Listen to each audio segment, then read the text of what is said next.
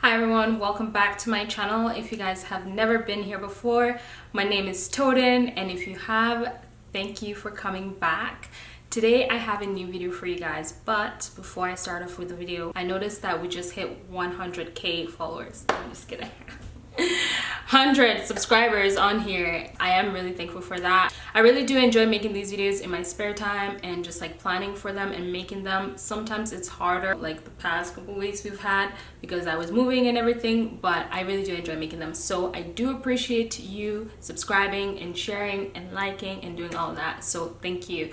Today though, I have a new video for you guys, and the inspiration behind this video is basically my Twitter feed. I haven't been using Twitter in a while, so I started using it again this year, and I've just been scrolling through Twitter and I've just been seeing these weird things where people are complaining about the friends that they have and how they feel snaked, betrayed, lied to, all of that stuff. So today I have a video talking about friendships, how to have loving, sustainable, growth-inducing friendships that last over a long period of time. I personally pride myself on the quality of my friends as opposed to the quantity. I do have a lot of friends, but I also pride myself on the quality of my close friends, because that is something that keeps me personally grounded a lot. Life gets hard, gets crazy, and you always want to surround yourself with people who support you, who keep you grounded, and who love you no matter what. As long as you're not doing something psychotic. You need to have friends who can call you out on that too. So yeah, so the first thing that I would say is having a solid foundation when it comes to friendships. A solid foundation for me is something that isn't the way they look, what they have, what kind of car they drive, because these things are material, and yes, maybe sometimes they can be a ground of common interest, but it shouldn't be the defining factor when it comes to a friendship.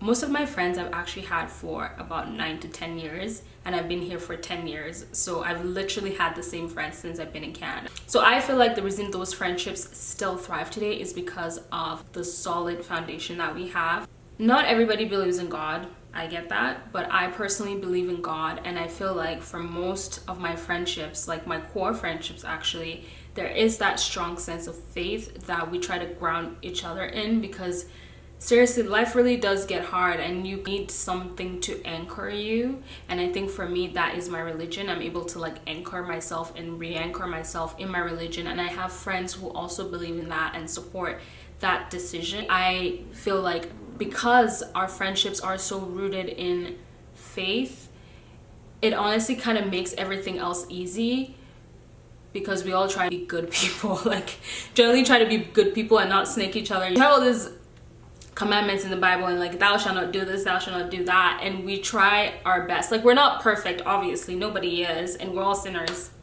Why am I preaching? But I'm literally telling you though, I feel like because we're not all perfect, we still make mistakes and we still have hiccups in our friendships. But at the end of the day, because we try to do everything that we can do for each other out of love and not spite, I feel like that actually adds to the longevity of the friendship and the quality of the friendship itself. So for me, it is having that solid foundation that is faith-based, but also if you're not religious, you can still have solid foundations with people. Having good habits that can also ground you. I think the whole premise of this whole entire video is honestly to be grounded, on how to stay grounded, because if you're able to stay grounded yourself, you actually are better at picking out people who are going to be good for you, good for your life, as opposed to if you're not grounded. Like if you're, I don't want to sound judgmental, but I feel like sometimes when we're not at our best, it's so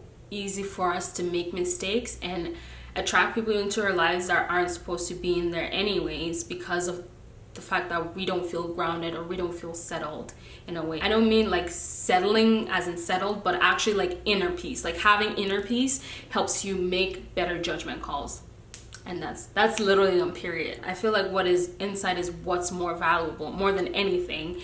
And now I don't think it was something that I was intentionally doing when I was like picking out my friends. I don't even think I was picking out my friends. I think it was just something that was so subconscious.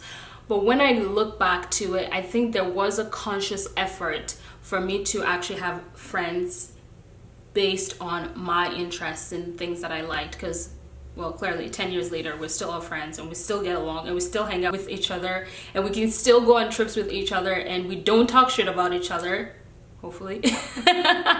But no, seriously, I feel like that is something that is very important to have. Things that I feel like could be considered solid foundations are just, you know, healthy interests, emphasis on healthy, because if you're doing something unhealthy, then, you know, it's gonna spiral at the end of the day. Like, this never ends up well. Like, I am such a proponent of always choosing the healthy choice because of what happens down the line. Even if you're healthy as a person and you're making close friends with people who are toxic, eventually that toxicity is gonna rub off on you somehow. So I don't know how, but all of a sudden you start somehow thinking like them and in a way acting like them when that initially is not the kind of person that you are.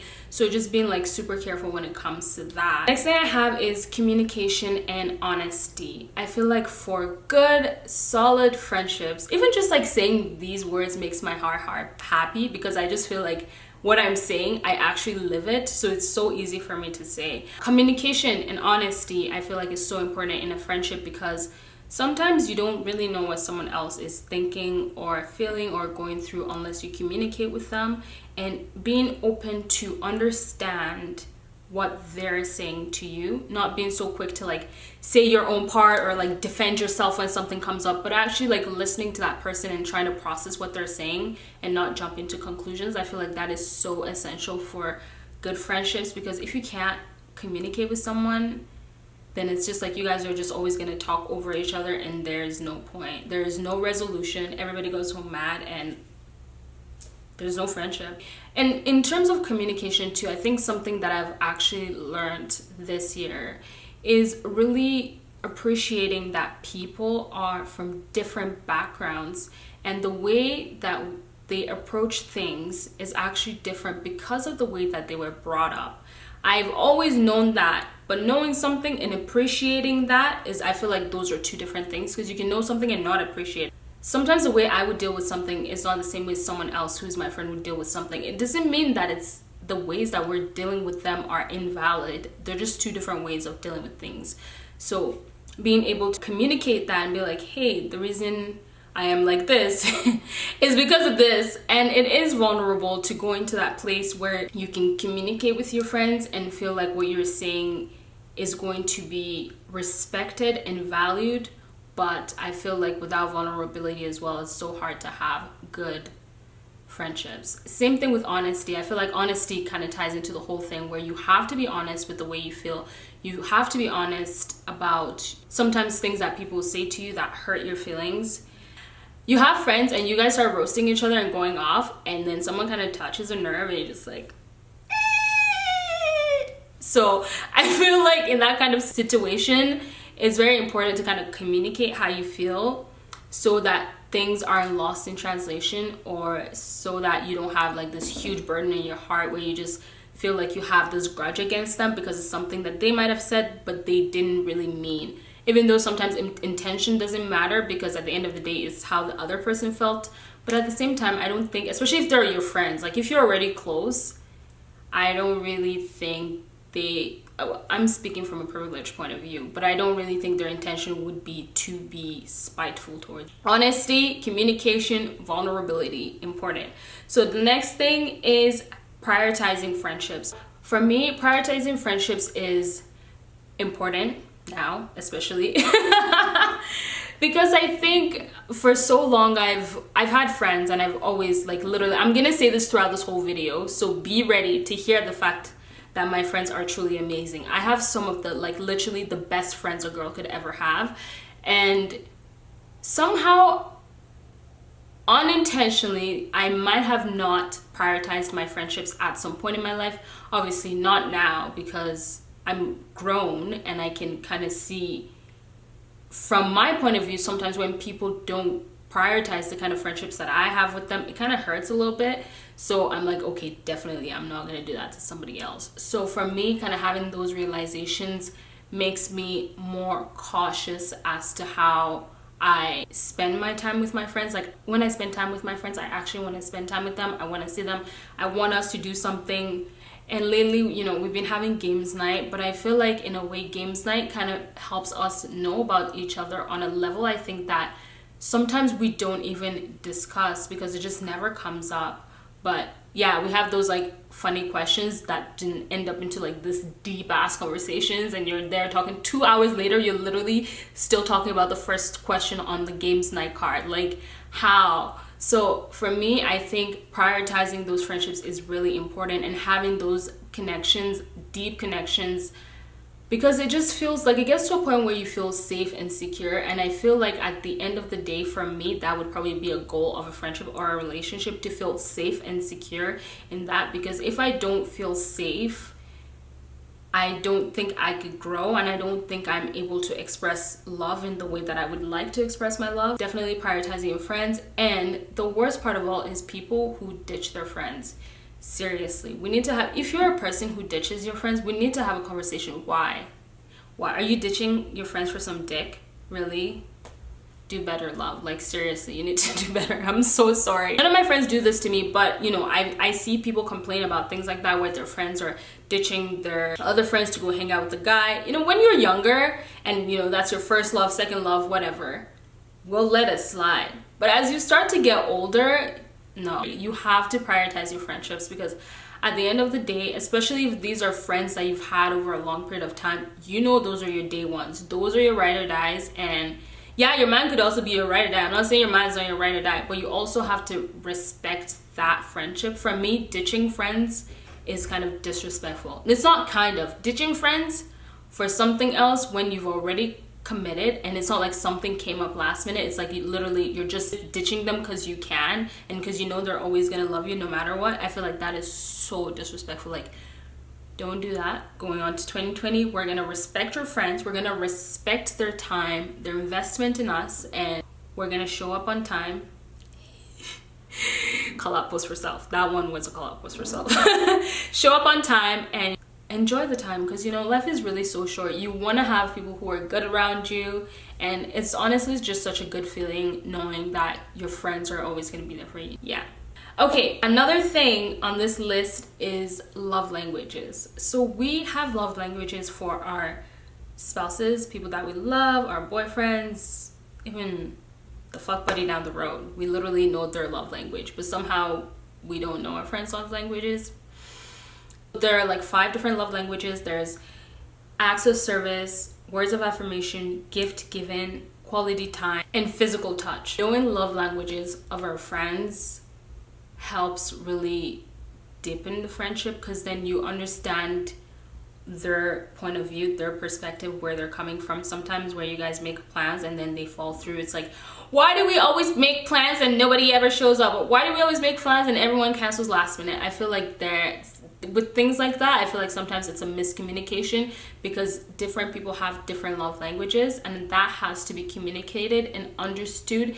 And I feel like there has to be a level of compromise in that, because for example, if you're in a friend group where it's not just you and your bestie and y'all can just make plans, and you have friend groups of like 3 to 5 people, and someone is constantly like planning and you're constantly flaking, like that is not a good look. But understanding people's love languages, I feel like could definitely improve the quality of the friendship. Because for example, for me, my love language is not quality time. Like my love language for anything is not, unless it's like making YouTube videos, spending time with myself, going to the gym, trying to figure out how to edit YouTube videos. I think that's how I spend my quality time.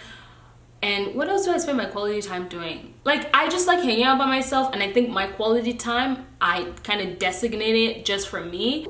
I had to understand that 95% of my friends, the way that they receive love is in quality time.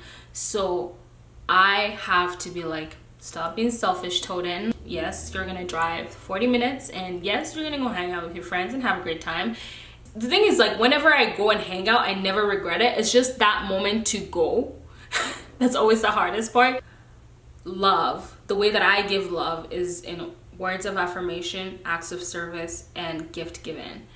But I feel like the top one is probably words of affirmation. But other people are not like that. Other people they don't care what you're saying to them, oh, I miss you, whatever. They don't care. They just want you to show up to the turn up function. well, not necessarily a turn-up function, but like a brunch, a games night, a bowling night, a couples night, whatever night, girls night. They just want you to show up and they want to spend time with you. So I feel like developing those quality friendships, you really have to understand how other people function and also respect that. I think the root of everything is you have to kind of respect other people so that you can give love in a way that's not one-sided. Because if you don't respect other people, it's like, yeah, I'm gonna just stay at home then. Like, if you're actually doing that consistently, you gotta take a step back and be like, do I really respect my friends though? Like, and I know different people have different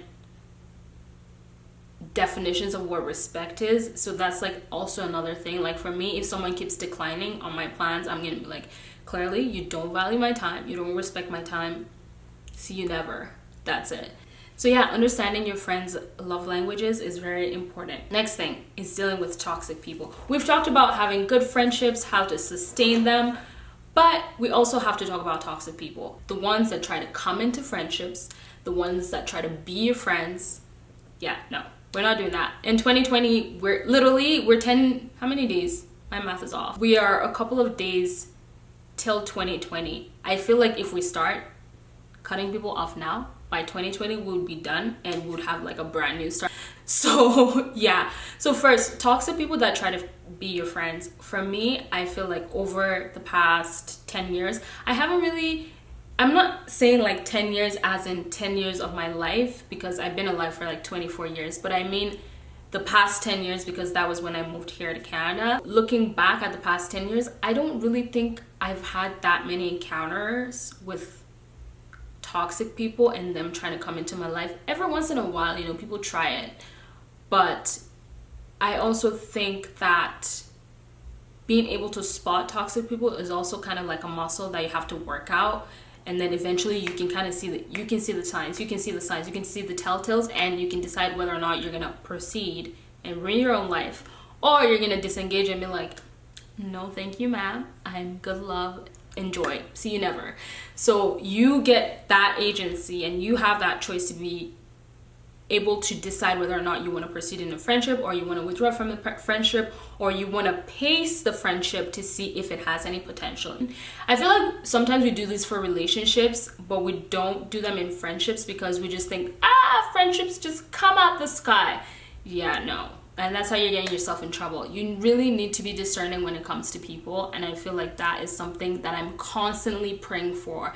I'm constantly, like, this is something that I've been praying for since I was literally like 7. I learned about the word discerning when I was so young, and I always use that word. Like, that is such a huge word for me. Like, I want to be able to be someone who's able to be discerning about different situations, different people, different things in general. Like, I want to be able to have that skill, and I think when it comes to people, I'm pretty good at it. Like, I don't want to hype myself up, but I actually think I'm pretty good at it, because there's times where I was like, nah, and it was a nah.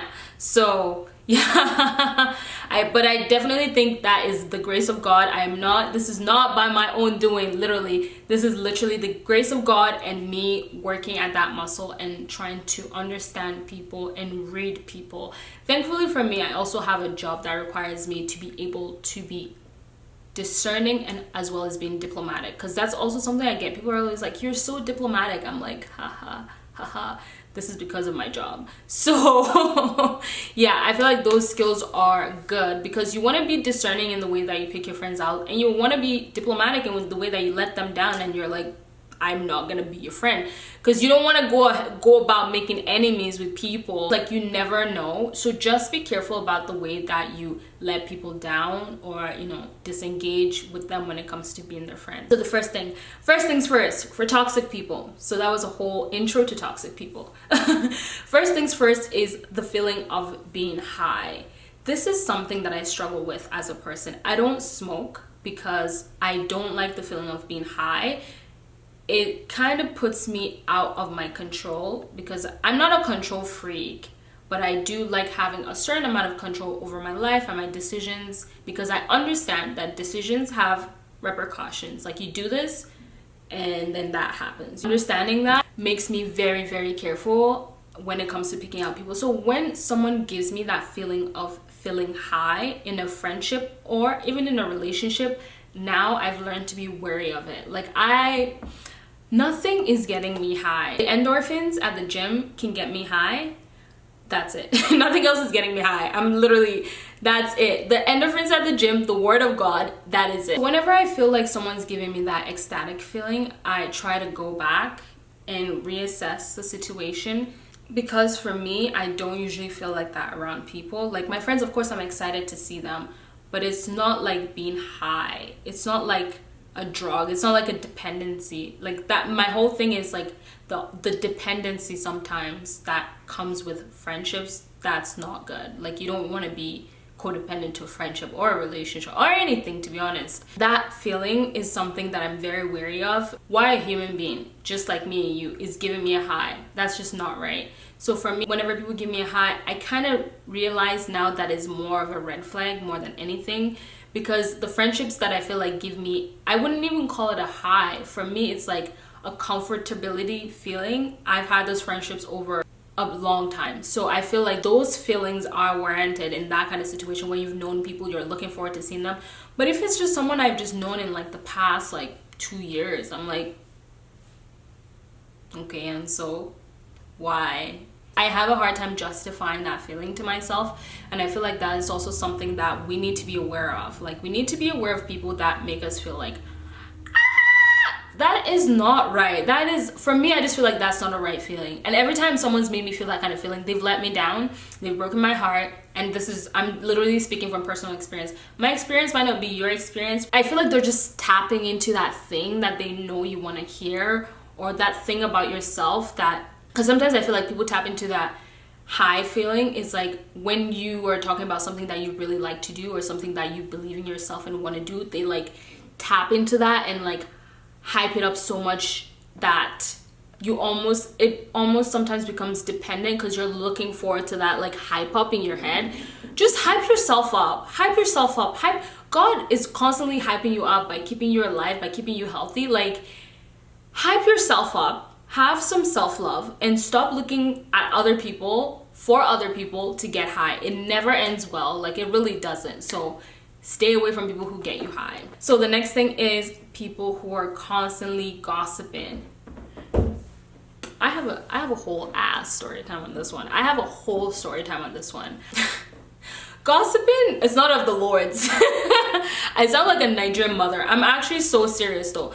People who are constantly gossiping about other people, it's not like they're gossiping about one person. It's a different thing if you have a problem with one person and you're constantly going to your best friend and being like, I hate this bitch. Like, that's a different thing as opposed to like gossiping about, I mean, that's not right either, but as opposed to like going and like gossiping about like every single person. If you were so focused on yourself, trust me, you will not know that much information on this many people. Why do you know that much? You know too much, and you don't even need to know that much. So for me, people who are constantly gossiping, I'm like, red flag, because if you're gossiping to me about somebody else, you're probably going to that other person and gossiping about me to them, which for me kind of dings and makes me think, okay, this person can't be trusted. I cannot give them any information. Like, I'm not gonna be giving them information that they shouldn't be knowing about me, you know. I would rather post that on my social media than tell some gossip, some information, and then have them color it however they decide to color it. So staying away from people who are gossiping. You know, there's also situations where you have a gossiper in the friend group. Like, they're in the friend group and they're like gossiping around. So for me, I feel like that kind of situation is definitely harder. But at the end of the day, you have to call them out. You have to be like, dude, what you're doing is not right. I don't need to know this information about this person. If I wanted to know this information, I would go up to them and be like, bitch, you good? You kind of look a little sad. Is everything okay with you? Like, as opposed to hearing, I don't want to hear it from you. I really don't want to hear it from you. Gossiping, I feel like that is such a huge no-no for me, because it just makes me realize that person is investing their time into something that isn't rewarding, and that they know too much information. You don't want to be around people who know too much, like, because if they know too much about someone else, they're digging to know too much about you. What makes you feel so special? What makes you think that what they know about you, they're not gonna go tell somebody else? it just doesn't give someone credibility. Another thing that I like to do when it comes to people, or like meeting new people or having new friends, is doing a check-in about how I feel after I hang out with them. You have to check in with yourself and be like, did I really have a good day though? Like, was it a good day, or did it feel like a waste of my energy?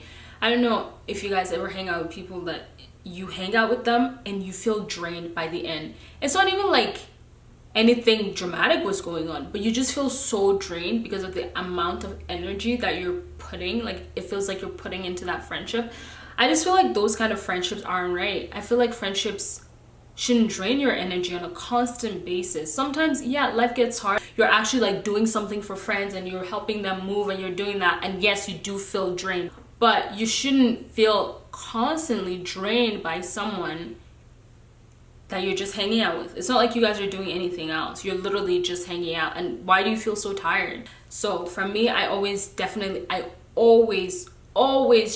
in with myself about how I feel with someone, as well as checking my gut to see how I feel about someone. And the same thing goes back to what I was saying, like having inner peace and being able to discern with people. If you don't have inner peace, sometimes, you know, your gut kind of gets messed up because it's not thinking properly, I swear. If you feel peaceful in yourself, with yourself, it's really easy for your gut to be able to spot someone else that is chaotic and kind of like push them away in a way.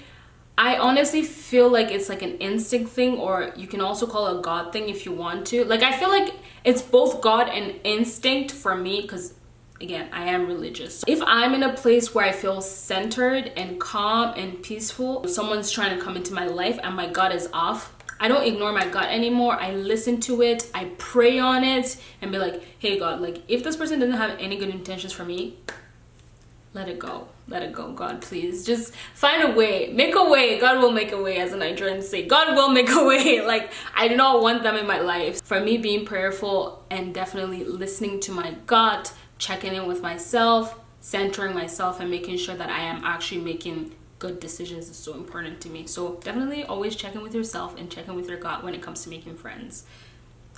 Friends who pick us apart,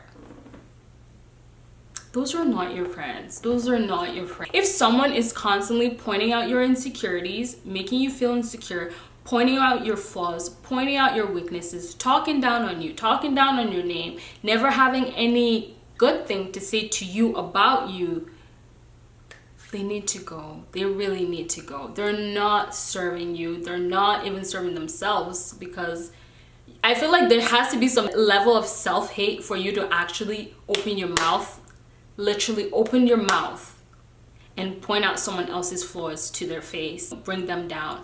And sometimes it's like, it's a joke, but nah, that's how you really feel on the inside. And somehow it just jumped out, and I thank God that it jumped out, because if it didn't, I wouldn't know the kind of person that you are. It's really not funny for people to point out your flaws, especially if it's something that you're insecure about, and they know that this is something that is an insecurity for you. It is not right. But you know, it's okay to have those kind of like arm's length friendships with people.